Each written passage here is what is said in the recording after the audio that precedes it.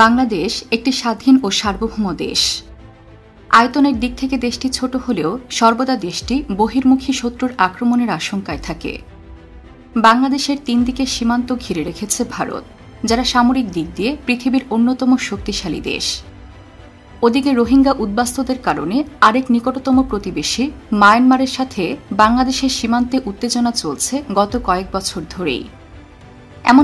जैसे आप सबको पता है कि भाई पिछले 2 साल से बांग्लादेश ने बहुत सारे मिलिट्री इक्विपमेंट इंपोर्ट किए हैं, चाहे वो चाइना से हो, चाहे वो रशिया से हो, चाहे वो तुर्किया से हो। तो इन सब इक्विपमेंट को इंपोर्ट करने के बाद आज हम बात करने वाले हैं कि बांग्लादेश मिलिट्री का क्या रैंक है, इसके अलावा बांग्लादेश आर्मी की क्या पावर है। देखिए, बांग्लादेश एक छोटा मुल्क है, लेकिन छोटा मुल्क होने के बावजूद भी बांग्लादेश ने बहुत सारी इक्विपमेंट ऑर्डर की है। इस टाइम पे बांग्लादेश के पास आ भी रही है और कई सारी आ भी चुकी है। आपको जैसे बताया था कि भाई बांग्लादेश ने रशिया से कुछ फाइटर जेट लेने थे, फ्रांस से लेने हैं, जिसमें यूरो फाइटर टाइफून के अलावा राफेल फाइटर जेट भी है। तो चलिए देखते हैं आज के वीडियो और आपको बताते हैं कि इतना सब होने के बावजूद बांग्लादेश मिलिट्री का क्या पावर है, बांग्लादेश कितना ताकतवर है और इतना मिलिट्री इक्विपमेंट होने के बाद कोई बांग्लादेश से डर सकता है कि नहीं, आज की वीडियो में बात करेंगे।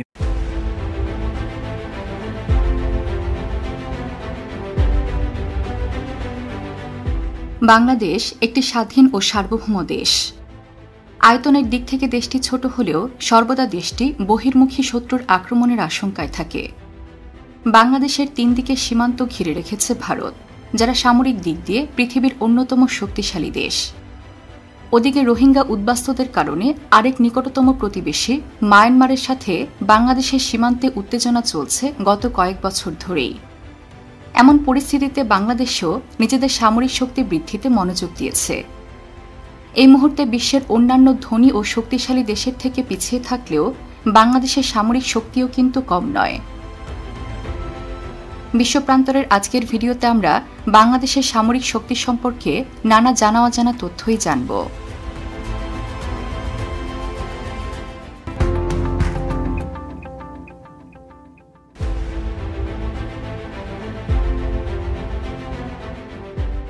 অনেকেই জানেন যে বিশ্বের কোনো দেশের সামরিক শক্তি কতটুকু সে বিষয়ে প্রতি বছর একটি তালিকা প্রকাশ করে থাকে সামরিক শক্তি পর্যবেক্ষক প্রতিষ্ঠান globalfirepower.com।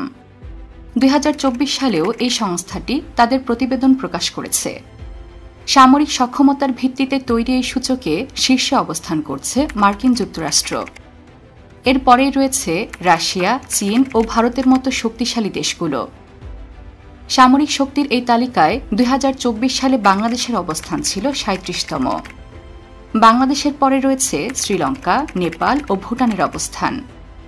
যদিও কয়েক বছর আগেও বাংলাদেশের অবস্থান আরও অনেক নিচে ছিল, কিন্তু বেশ অনেকদিন ধরেই বাংলাদেশ তাদের সামরিক সক্ষমতা বৃদ্ধি করার কারণে তালিকায় তাদের অবস্থানের উন্নতি দেখা যাচ্ছে। জানা যায়, বাংলাদেশের বিগত সরকার ফোর্সেস গোল 2030 নামের এক প্রকল্প হাতে নেয়, যার অধীনে নতুন নতুন যুদ্ধাস্ত্র ক্রয় করা হয়েছে। এর মূল লক্ষ্য নিজেরা অন্য কোনো দেশে আক্রমণ না করলেও তারা যেন অন্য দেশের আক্রমণ প্রতিরোধ করতে পারে। ফোর্সেস গোল 2030 বাস্তবায়নে এবং সামরিক বাহিনীকে আধুনিকীকরণ করার লক্ষ্যে surface two air missile system চীন থেকে আনা হয়েছে। এর আগে বাংলাদেশের কাছে এমন ধরনের অস্ত্র ছিল না বলে এটিকে বাংলাদেশ সেনাবাহিনীর জন্য বড় ধরনের অগ্রগতি হিসেবে বিবেচনা করা হয়। যুদ্ধে ক্ষতিগ্রস্ত ট্যাঙ্কে মেরামত করে আবার তা যুদ্ধক্ষেত্রে পাঠানোর জন্য তৈরি করা হয়েছে armed recovery vehicle for tank. তবে যে অস্ত্রটি সবার মাঝে আগ্রহ সৃষ্টি করেছিল সেটা হচ্ছে আনম্যান্ড এরিয়াল ভেহিকেল বা ইউএমভি। এটি হচ্ছে মানববিহীন ড্রোন, যা কেনা হয়েছে তুরস্ক থেকে। ড্রোন ছাড়াও তুরস্ক থেকে সেনাবাহিনীর জন্য বিভিন্ন ধরনের armoured personnel carrier, multiple launch rocket system এবং regiment field artillery weapon system ক্রয় করা হয়েছে। কেবল সেনাবাহিনী নয়, শক্তিশালী করার উদ্যোগ নেওয়া হয় নৌবাহিনীকেও। সে উদ্দেশ্যে নৌবাহিনীর জন্য চীন থেকে ফ্রিগেট, বিভিন্ন ধরনের মিসাইল, ডকইয়ার্ড নির্মাণের উপকরণ কেনা হয়। এমনকি চীনের সহায়তায় নৌঘাঁটি ও সাবমেরিন বেস নির্মাণ কাজও শুরু করা হয়েছে। এছাড়াও ইতালি থেকে ইউটিলিটি হেলিকপ্টার এবং কানাডা থেকে আনা হয়েছে স্যাটেলাইট নেটওয়ার্ক সিস্টেম। অপরদিকে বিমান বাহিনীর জন্য যুক্তরাজ্য থেকে আনা হয়েছে MK5 এয়ারক্রাফট। ফ্রান্স থেকে এয়ার রাডার, ইতালি থেকে মানববিহীন ড্রোন এবং জার্মানি থেকে প্রশিক্ষণ বিমান। এসব অস্ত্রশস্ত্র মিলিয়ে বাংলাদেশের সশস্ত্র বাহিনী ক্রমশ শক্তিশালী হয়ে উঠেছে। বর্তমানে বাংলাদেশের সেনাবাহিনীতে সৈন্য সংখ্যা প্রায় 1,63,000। এছাড়াও আধা সামরিক বাহিনীতে প্রায় 68 লাখ সদস্য রয়েছে। এই বিশাল বাহিনীর পেছনে বাংলাদেশ মোট বাজেটের প্রায় 700 কোটি মার্কিন ডলার ব্যয় করে। গ্লোবাল পাওয়ার ইন্ডেক্সের হিসেব অনুযায়ী সামরিক বাহিনীর কাছে 320টি ট্যাঙ্ক রয়েছে। ট্যাঙ্কের পাশাপাশি 13,000-এরও বেশি সামরিক যানও রয়েছে বাংলাদেশের অস্ত্র ভাণ্ডারে। একই সাথে রয়েছে 215টি কামান, যার মধ্যে 27টি আবার অটোমেটিক বা স্বয়ংক্রিয় কামান। আধুনিক যুদ্ধক্ষেত্রে মোবাইল রকেট প্রজেক্টর একটি গুরুত্বপূর্ণ অস্ত্র। এর মাধ্যমে একসাথে কয়েকটি রকেট বোমা নিক্ষেপ করা যায়। বাংলাদেশের কাছে এমন মোবাইল রকেট প্রজেক্টর রয়েছে 71টি। অস্ত্রশস্ত্রের দিক দিয়ে বাংলাদেশ বিমান বাহিনীতে 216টি বিমান রয়েছে, যেখানে যুদ্ধ বিমান রয়েছে 44টি। এছাড়াও এই বাহিনীর কাছে 4টি বিশেষ যুদ্ধ বিমান রয়েছে, যা সক্ষমতার দিক দিয়ে অনেক এগিয়ে। বিমান বাহিনীতে হেলিকপ্টারের সংখ্যা 73টি। তবে বাংলাদেশের কাছে অস্ত্রশস্ত্র সজ্জিত কোনো হেলিকপ্টার নেই। তবে বিমান বাহিনীর প্রায় 17,400 জন সদস্য দক্ষ হাতে এসব অস্ত্র পরিচালনা করেন। আধুনিক অস্ত্রের ব্যাপারে পিছিয়ে নেই বাংলাদেশ নৌবাহিনীও। তাদের কাছে বিভিন্ন ধরনের 362টি জাহাজ রয়েছে, যার মধ্যে যুদ্ধ জাহাজ 190টি। এছাড়াও তাদের অস্ত্র ভাণ্ডারে 7টি ফ্রিগেট এবং 6টি করভেট রয়েছে। তবে তাদের কাছে রণতরী না থাকলেও নৌবাহিনীকে শক্তিশালী করেছে 2টি আধুনিক সাবমেরিন। সবকিছু পরিচালনার জন্য নৌবাহিনীতে 25,100 জন সদস্য সংখ্যা রয়েছে। এরপরেও বাংলাদেশের সশস্ত্র বাহিনীকে নানা ধরনের প্রতিকূল পরিবেশের মুখোমুখি হতে হয়। প্রতিবেশী দেশগুলোর তুলনায় বাংলাদেশের প্রতিরক্ষা ব্যয় তুলনামূলকভাবে কম হওয়ায় সশস্ত্র বাহিনীকে দ্রুত আধুনিক করা সম্ভব হচ্ছে না। তাই সমরাষ্ট্রের জন্য বেশিরভাগ সময় বাংলাদেশ চীন ও রাশিয়ার উপর নির্ভর করে। বিদেশ থেকে এসব অস্ত্র কেনা, তার রক্ষণাবেক্ষণ, প্রশিক্ষণ এবং খুচরা যন্ত্রাংশ কিনতে বিপুল অর্থ ব্যয় করতে হয়।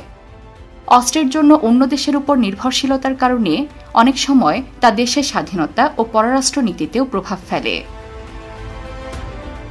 সব মিলিয়ে বাংলাদেশের সশস্ত্র বাহিনীর সক্ষমতা মাঝারি মানের বলা যায়, যদিও গত কয়েক বছরে এই সক্ষমতা কয়েক গুণ বৃদ্ধি পেয়েছে।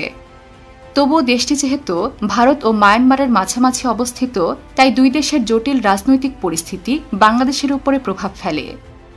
এমন পরিস্থিতিতে বিভিন্ন সংকট থেকে নিজেদের সুরক্ষিত রাখতে দেশটির সশস্ত্র সক্ষমতা আরও বৃদ্ধি করা প্রয়োজন। একই সাথে বিদেশি শক্তির উপর থেকে নির্ভরতা কমিয়ে অস্ত্র উৎপাদনে দেশীয় উদ্যোগও জরুরি বলে মনে করেন সমরাস্ত্র বিশেষজ্ঞরা। বিশ্বের বিভিন্ন প্রান্তে ঘটে যাওয়া ঘটনা নিয়ে নানা জানা অজানা তথ্য জানতে সাবস্ক্রাইব করুন বিশ্বপ্রান্তরে।